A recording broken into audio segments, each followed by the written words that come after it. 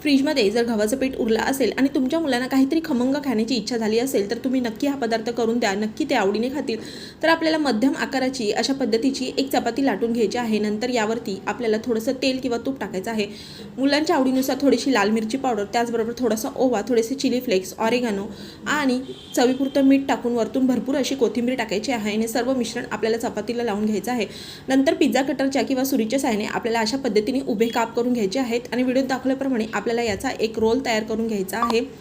Role तयार करून झाल्यानंतर आपल्याला हा जो रोल आहे तो थोडासा उभा प्रेस करून नंतर आपल्याला थोडंसं यावरती गव्हाचं पीठ लावून आपल्याला पराठा लाटून घ्यायचा आहे। तुम्हाला आवडत असल्यास तुम्ही आणखीन थोडीशी यावरती कोथिंबीर टाकू शकता। नंतर अगदी तवा असा गरम करून आपल्याला हा पराठा करपूस असा मस्त भाजून घ्यायचा आहे। तर दोन्ही बाजूंनी उलटून पालटून आपल्याला हा पराठा छान भाजून घ्यायचा आहे।